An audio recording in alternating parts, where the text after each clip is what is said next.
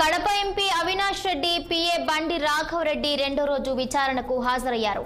ఆయన్ని cyber crime పోలీసులు విచారిస్తున్నారు. Social మీడియాలో అభ్యంతరకర పోస్టులను ప్రచారం చేశారన్న అభియోగాలతో పాటు ఎస్సీ ఎస్టీ అట్రాసిటీకి సంబంధించిన కేసులో రాఘవ రెడ్డి ముద్దాయిగా ఉన్నారు.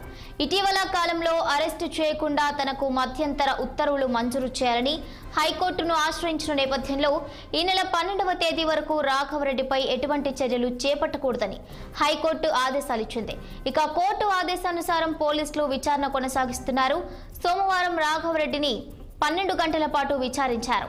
మంగళవారం ఉదయం 10 గంటలకు విచారణకు హాజరు కావాలని పోలీసులు నోటీసులో పేర్కొన్నారు. ఇక ఈ మేరకు పిఎస్లో హాజరైన రాఘవరెడ్డిని ఇంట్రాగేట్ చేస్తున్నారు.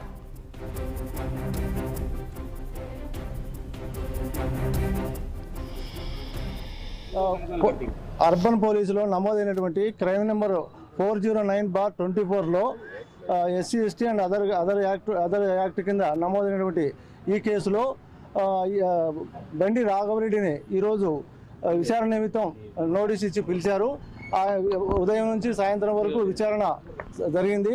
దానికి రాఘవరెడ్డి బాగా సహకరించాడు. పోలీసులు కూడా హ్యాపీగా ఫీల్ అయ్యారు, సాటిస్ఫై అయ్యారు.